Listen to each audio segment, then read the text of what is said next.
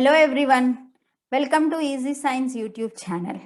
Please do subscribe to Easy Science YouTube channel and click the bell icon. You will never miss an update from my channel. So let's move on to the class today.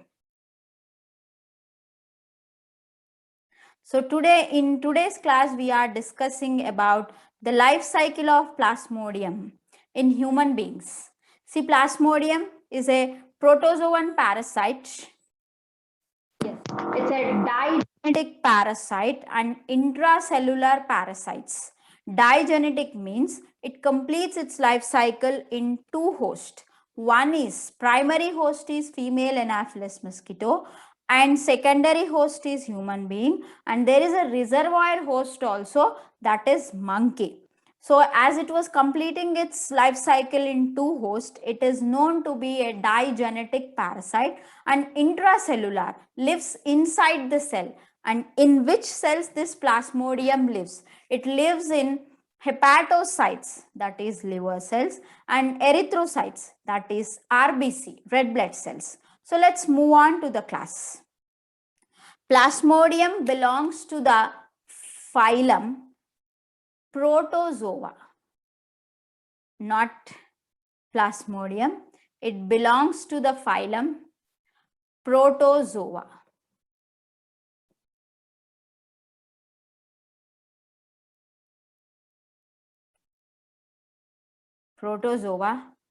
And subphylum Sporozoa, or we also call it as Epicomplexa, class Stelosporia, genus Plasmodium, and species Vivax. Now here it is the important NEET objective, children, which is Plasmodium belongs to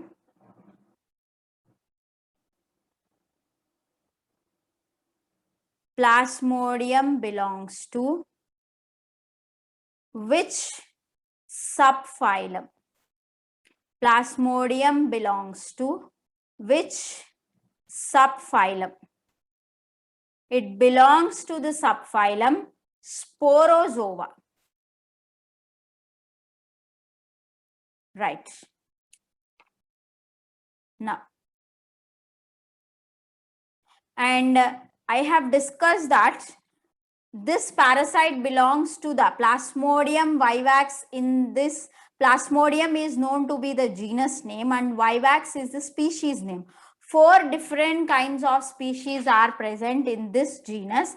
The 4 different kinds of species are Plasmodium vivax, Plasmodium falciparum, Plasmodium ovale, and Plasmodium malariae.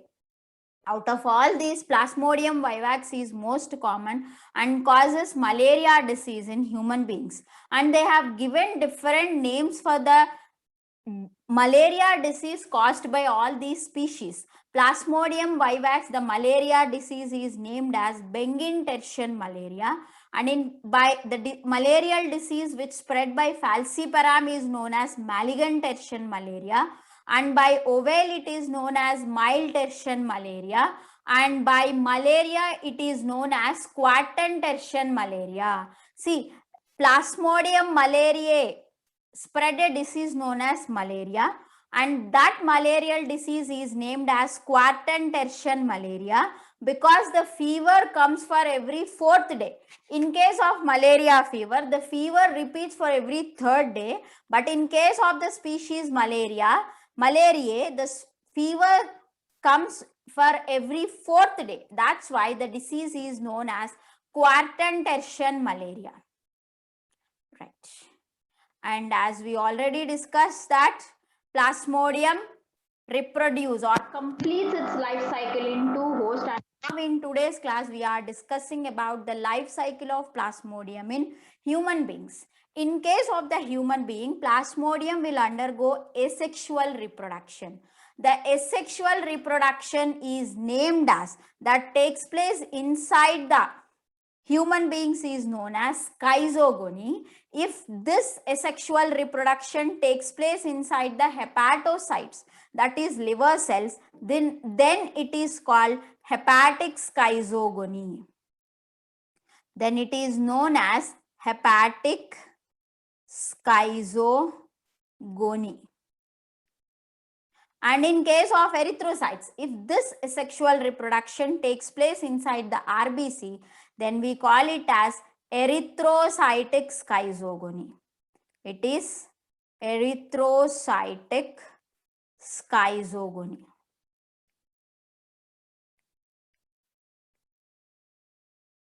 So, now what happens? Like how it will enters into the plasmodium will enters into the human beings. How this parasite will enters into the human beings. When an infected female Anopheles mosquito bites a healthy human being, it will release 2000 sporozoites into the blood of man. And again, this is an important neat objective, children. Second one I am writing here. The infected stage of plasmodium or the infective stage of plasmodium, the infective stage of plasmodium to man or to human being is sporozoite stage. Sporozoites. So this is again one important neat objective, children. Sporozoite stage. So whenever an infected female Anopheles mosquito bites a healthy human being, then 2000 sporozoites from the saliva of the female Anopheles mosquito will be released into the blood. Soon after, they enters into the liver cells and continue their cycle. And this cycle, the cycle which happens, like we call it as the cycle which happens inside the hepatic cells, the liver cells, was discovered by the scientist Short and Graham.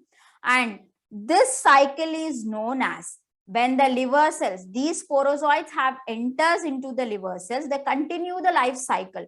And this stage we called it as, or this life cycle, we call it as hepatic. The mode of reproduction is known as hepatic schizogony, and this cycle is known as pre-erythrocytic cycle. The stage or the dividing stage which happens inside the liver cells is known as pre-erythrocytic cycle. So what happens when these sporozoites have enters into the liver cells? What happens? Soon after entering into the sea, whenever the sporozoites have enters into the blood, they within half an hour they move on to the hepatic cells, that is liver cells. And when after entering into the liver cells, we call them as tropozoites. They are not sporozoites. When they enters into the liver cells, they are known as trophozoites. And the cycle which happens inside the liver is known as pre-erythrocytic cycle or exoerythrocytic cycle. So what happens inside the liver cells? Let's discuss. So whenever they enter into the liver cells, the sporozoites are now called as trophozoites, and they actively feed on the contents of the liver cells as they enters into the liver cells. So soon after the entry of the sporozoites into the liver cells, we call them as trophozoites. They actively feed on the contents of the liver cells and converted into spherical in shape. More or less they attain spherical shape. Now these trophozoites are known as schizons. They attain spherical shape. Now they are known as schizons, and this stage we call it as schizon stage. This stage is known as schizon stage. At this stage, what happens is, this plasmodium divides mitotically. The nucleus and the cytoplasm of the plasmodium divides mitotically and results in the formation of 12,000 daughter individuals. What are these daughter individuals are known as? They are known as cryptozoites. They are known as cryptozoites. Now, these cryptozoites are also called as first generation merozoites. first generation merozoites. First generation merozoites. Now, what is the fate of these daughter cells? And this cycle will be completed. This is known as pre-erythrocytic cycle, and it will take 8 days to complete. Now, what is the fate of this daughter individuals? There are two stages. I mean, they can attack the fresh liver cells. These cryptozoites, there are two ways. What is the fate of these daughter individuals after pre-erythrocytic cycle? So there were two cases. One is the cryptozoites again attack the fresh liver cells and continue the exoerythrocytic cycle, or some of the cryptozoites will enter into the RBC and continue the erythrocytic cycle. If the cryptozoites will enter into attack the fresh liver cells, they will continue the exoerythrocytic cycle. So what happens inside exoerythrocytic cycle? Soon after, these cryptozoites will enter into the fresh liver cells.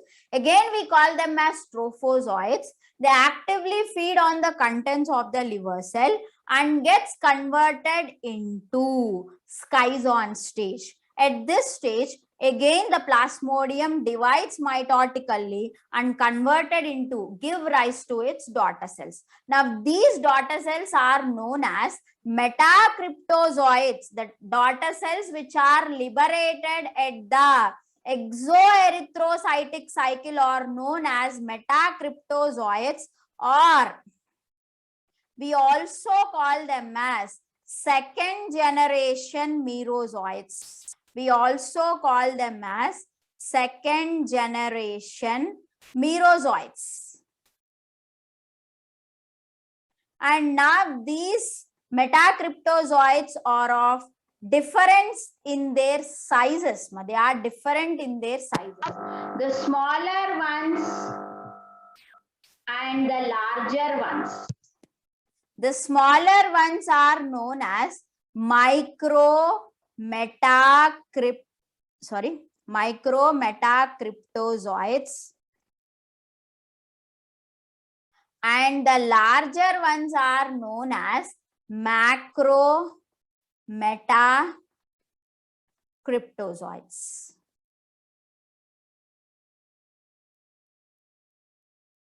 The micrometacryptozoites enters the RBC and continue the erythrocytic cycle, and the macrometacryptozoites attack the fresh liver cells and continue the exoerythrocytic cycle. So this is the fate of these daughter cells after exoerythrocytic cycle. Now, we have to discuss about pre-patent period. What is a pre-patent period? Pre-patent period means the first entry of plasmodium into the blood of the man and the release of the daughter cells in the form of cryptozoites into the blood is known as pre-patent period. In pre-patent period, the host doesn't show any symptoms. This is important. Neat objective. In which period the host does not show any symptoms. It is pre-patent period. It is just a period of division, and to complete this pre-patent period, it will take 18 to 14 days of time. 18 to 14 days of time. Right. Now we'll move on to the next cycle, that is when they enter into the RBC. See, the daughter cells that was formed in the pre-erythrocytic cycle or exoerythrocytic cycle will enter into the RBC and continue the erythrocytic cycle. So the life cycle that happens inside the RBC was discovered by Camillo Golgi. That's why this cycle is also known as Golgi cycle. Either the cryptozoites or micrometacryptozoites will enter into the RBC and continue the erythrocytic cycle. cryptozoites or micrometacryptozoites, when they enter into the RBC, they are known as again trophozoites. So first of all, they form a small vacuole inside the cell. In the cell of the plasmodium, a small vacuole will be formed. Soon after, this vacuole increases in size and moves the nucleus and the cytoplasm aside. At this stage, the vacuole appears like a finger ring. That's why this stage is known as signet ring stage.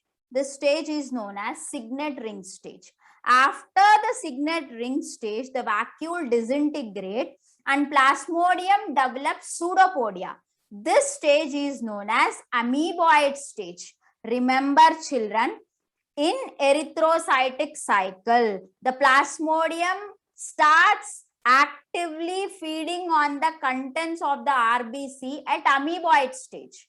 So in amoeboid stage, it started actively feeding on the contents of the RBC and increases in size. At this stage, the RBC becomes double. The size of the RBC becomes double because the size of the plasmodium is go on increasing. And the process of increasing the size of the RBC is known as hypertrophy. We know that our blood is red in color because it contains a red color pigment called hemoglobin, right? Now, hemoglobin, globin is known to be the protein part and heme is known to be the iron part.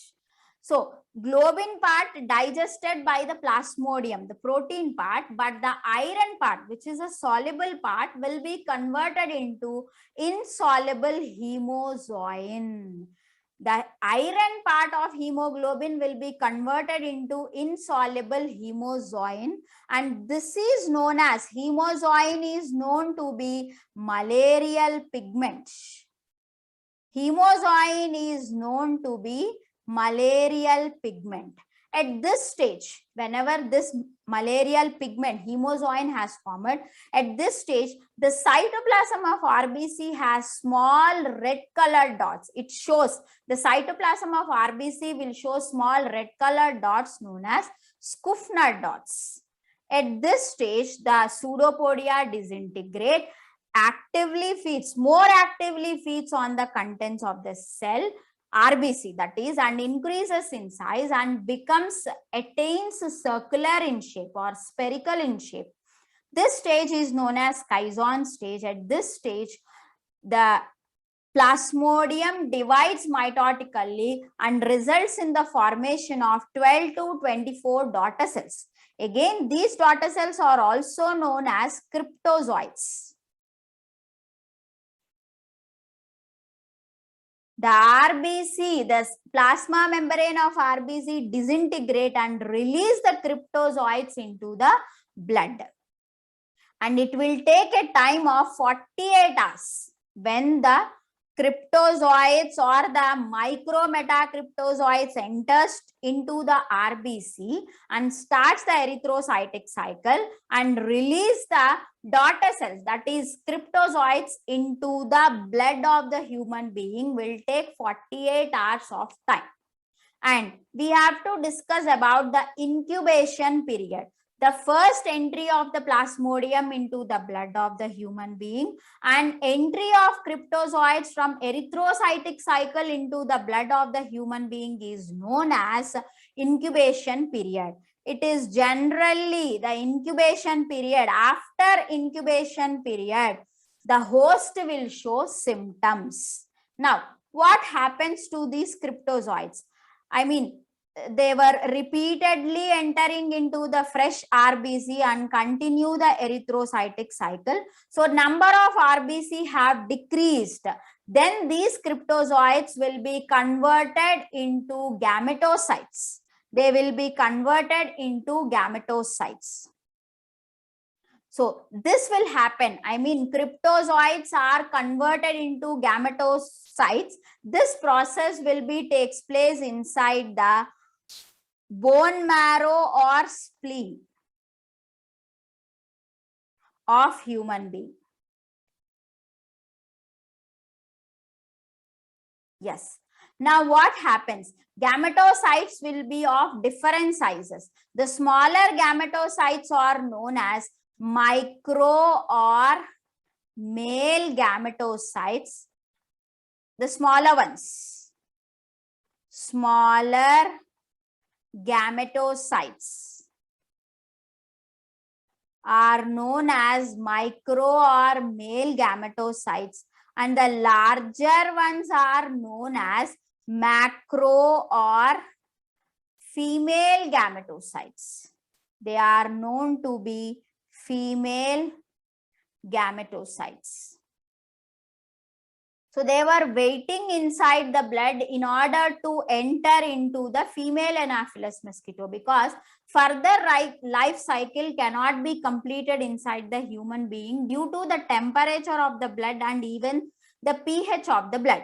Now, so they were waiting inside the blood in order to go into the female Anopheles mosquito in order to continue their further life cycle. If these gametophytes do not enter into the female Anopheles mosquito, within 1 week, they disintegrate and die. So this is about the life cycle of Plasmodium in human being. I hope you all like the video. Please do subscribe to Easy Science YouTube channel by Santoshi Neeraja and click on the bell icon. You will never miss an update from my channel. Thank you.